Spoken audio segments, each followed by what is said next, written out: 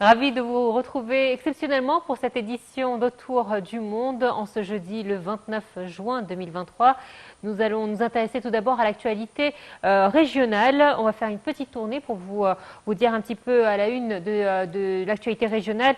Figure, les pèlerins qui accomplissent le Hajj cette année ont atteint le pont donc hier alors qu'ils avançaient à travers de Ména pour le rituel final, la lapidation du diable qui donc marque le premier jour du pèlerinage. Le nombre de pèlerins qui sont arrivés cette année en Arabie Saoudite a atteint les 1 845 045 pèlerins, a annoncé mardi l'autorité générale saoudienne des statistiques.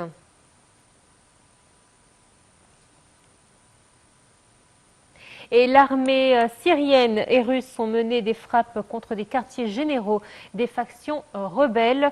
On nous fait savoir, a annoncé hier le ministère syrien de la Défense, après une escalade de la violence qui a tué plusieurs civils. Je cite, « Nos forces armées ont mené des frappes précises en coopération avec les forces russes alliées contre des quartiers généraux des organisations terroristes », a déclaré le ministère de la Défense syrien, ajoutant qu'elles avaient lieu en réponse aux attaques quotidiennes et répétées contre des civils. Ces opérations ont détruit des quartiers généraux, des groupes rebelles dans la province d'Idleb au nord-ouest, tuant et blessant des dizaines d'entre eux et visant leurs armes, drones et reconnaissance et autres matériels militaires selon le communiqué. 6 civils, dont 3 enfants et un soldat syrien, ont été tués par des tirs d'artillerie et de drones rebelles selon l'OSDH.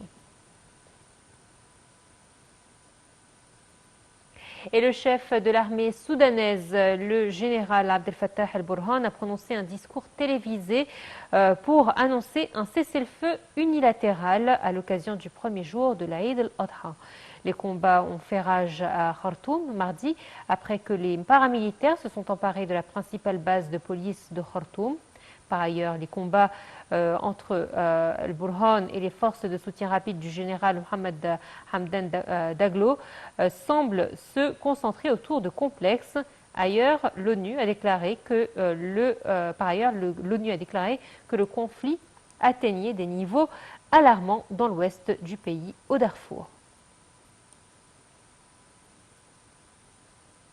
Et le Conseil général de l'ONU, ou le Conseil de sécurité de l'ONU, a souligné sa tristesse après les morts de civils en Cisjordanie occupée, a appelé mardi les parties à éviter les actions unilatérales qui pourraient attiser les tensions. Dans une déclaration adoptée par ses 15 membres, le Conseil exprime sa tristesse concernant la mort de civils.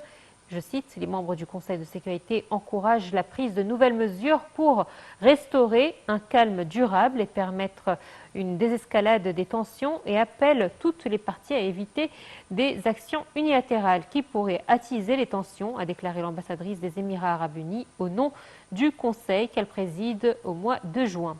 Je cite, ils appellent à la retenue pour réduire la tension et éviter une nouvelle escalade, a-t-elle ajouté. Alors le Conseil a souligné également les obligations et engagements des autorités israéliennes et palestiniennes à combattre et condamner le terrorisme sous toutes ses formes dans le respect du droit international.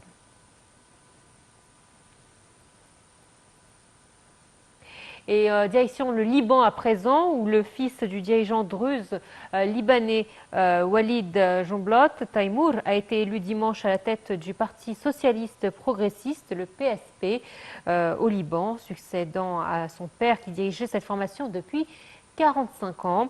Alors, lors du rassemblement de près de 2000 partisans du PSP au cœur de la montagne druze, au sud-est de Beyrouth, Taimour Jumblat, 41 ans, et seul candidat en lice, a remporté la victoire à la tête du parti. Walid Jumblat, 73 ans, avait déjà passé le flambeau à la tête de la communauté druze en 2017 à son fils. Et le fossé s'est creusé entre les services de sécurité israéliens et le gouvernement dimanche au sujet de la violence en Cisjordanie occupée.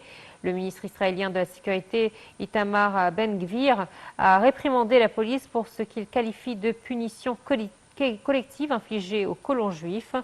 Sa réaction intervient au moment où une vague de violence en Cisjordanie, à laquelle participent également des colons israéliens dans les villes et villages palestiniens, fait l'objet d'une condamnation à l'échelle internationale.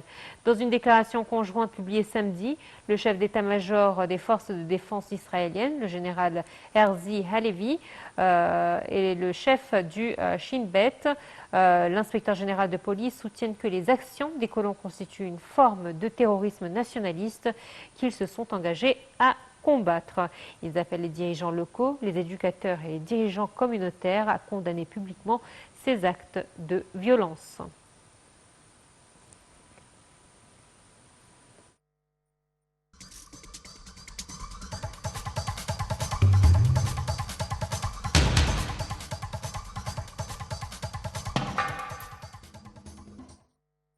Dans l'actualité également, c'est l'Union européenne qui a alloué environ 20 millions d'euros en guise de réponse rapide pour aider l'Égypte à faire face à la crise des réfugiés aux frontières méridionales, valorisant les efforts déployés par l'Égypte pour accueillir les réfugiés. Un commentaire signé Sali Hamed et Ayachel.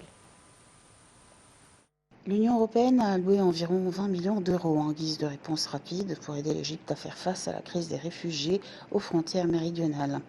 L'Union européenne a salué le rôle joué par l'Égypte dans le soutien aux réfugiés soudanais qui ont quitté leur pays à la lumière des récents développements. L'Égypte et l'Union européenne sont liées par des relations solides et un partenariat historique qui se reflète dans les visites mutuelles entre les deux parties, dont la dernière a été effectuée la semaine dernière par le haut représentant de l'Union européenne pour les affaires étrangères, Josep Borrell, au Caire.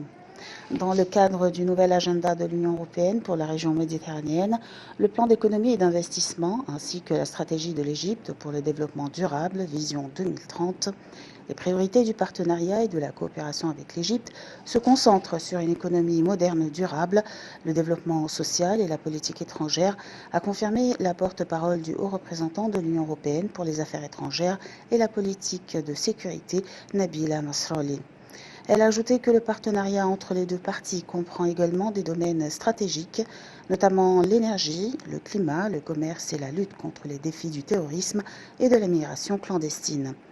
La porte-parole a expliqué que l'Égypte et l'Union européenne sont des partenaires solides en ce qui concerne les dossiers régionaux et les questions dans lesquelles l'Égypte joue un rôle majeur, comme c'est le cas avec le processus de paix au Moyen-Orient.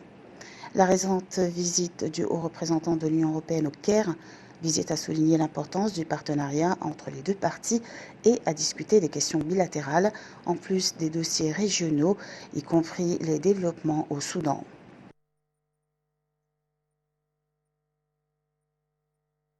Nous a rejoint Dr Raouf Ghafar, analyste politique, pour nous parler de cette allocation de 20 millions d'euros à l'Égypte par l'Union européenne. Bonjour. Bonjour. Alors c'est vrai que l'Égypte a toujours été une terre d'accueil pour le monde entier. Nous l'avons vu au cours de la guerre mondiale, la Première Guerre mondiale. Les Européens venaient se réfugier en Égypte. Là, je parle de l'histoire moderne. Aujourd'hui, nous avons vu les Syriens qui sont venus. Nous avions aussi des Russes et des Ukrainiens qui étaient venus fuir la guerre. Nous avons les Soudanais, nous avons des Somaliens. Bref, nous avons une forte communauté de réfugiés et c'est vrai que nous sommes parmi les pays les plus silencieux. Nous ne parlons pas de ces personnes que nous considérons au final comme des personnes comme nous, de part et d'autre. Et c'est vrai qu'ils arrivent à se glisser dans la masse et à vivre parmi les Égyptiens alors qu'ils ont un statut particulier. Absolument. L'Égypte a été toujours l'hôtesse parfaite. Vous avez mentionné quelques nationalités, je vais ajouter les Irakiens, j'ajoute les Libyens, etc. Les Yéménites. Et comme vous avez dit, ils vivent comme tous les citoyens égyptiens. D'ailleurs, nous avons peut-être 10% de notre population sont des réfugiés. Et on a été toujours comme ça. Et ils arrivent, ils sont toujours les bienvenus. Et comme vous avez dit, ils se mélangent avec les Égyptiens, ils deviennent une partie intégrale de l'Égypte et ils font leur boulot, ils travaillent, etc. etc. Donc ce n'est pas étrange pour l'Égypte d'être ici pour tous les réfugiés de n'importe où au monde. Ça, c'est pas nouveau, absolument. Alors justement, docteur Laoui, il faut préciser que par exemple, en Europe, les réfugiés vont dans des camps et n'ont pas forcément accès à du travail facilement, ni à des habitations. Ils Ici, nous n'avons pas de camp. Nous les traitons, comme vous avez dit, et je le répète, comme les citoyens égyptiens. Pas de camp, même on les traite comme frères et sœurs. Il n'y a pas de différence du tout. Et je dois ajouter qu'il y a beaucoup de pays, sans mentionner les noms, qui font un chantage avec des autres pays, simplement pour ôter ce genre de réfugiés et ne pas leur permettre d'émigrer vers les pays un peu plus avancés, industrialisés, etc. Nous faisons jamais ceci. Au contraire, on les garde chez nous et vous avez bien dit. On a même ôté les Européens lors de la guerre entre la Russie et l'Ukraine. Nous avions des Ukrainiens et des Russes ici qui ont résidé pour des mois. Donc, nous sommes vraiment un exemple très exceptionnel sur ce plan.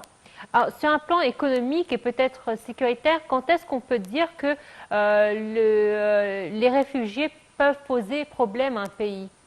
Ils posent. C'est un stress, c'est un poids sur l'économie. Ils mangent, ils utilisent toutes les facilités du pays, donc ils sont un surplus de population. Donc, je ne veux pas dire qu'ils posent des problèmes, mais ils sont un extra poids sur notre économie. Et même avec tout ça, on ne se complaint pas. Donc oui, certainement, ça représente une pression sur l'économie égyptienne, mais on accepte ça volontiers, ce qui nous fait, comme je viens de dire, un exemple exceptionnel sur le plan des réfugiés. Alors, je suis d'un tempérament plutôt optimiste de manière générale, mais c'est vrai qu'on n'a pas l'impression que la situation peut s'améliorer dans l'avenir, puisque nous le voyons avec les changements climatiques, la pauvreté augmente, les populations fuient la pauvreté justement pour un monde meilleur. Est-ce que la situation justement pourrait s'aggraver durant les prochaines années? Ça peut très bien.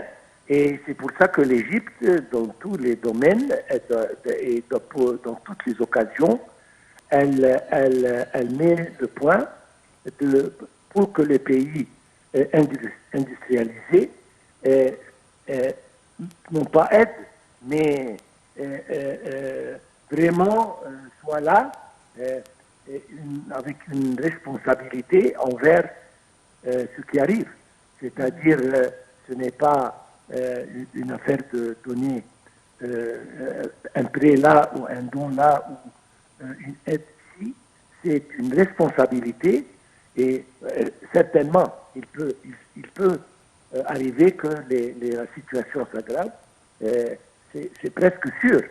Si jamais les pays industrialisés et développés ne soient vraiment très sincères et très responsable sur ce plan. Et c'est justement ça que l'Égypte demande et a demandé à plusieurs reprises. Oui. Et ne va pas manquer à faire ça toujours. Et je pense que ça a commencé. Maintenant, les pays développés sont conscients qu'ils doivent aider les pays moins développés. Docteur Raouf, merci à vous. C'est toujours un plaisir de vous avoir avec nous sur Naïtem International. Malheureusement, on me dit que le temps est fini. Merci à vous, très chers spectateurs, pour votre fidélité à votre programme semi-hebdomadaire Autour du monde.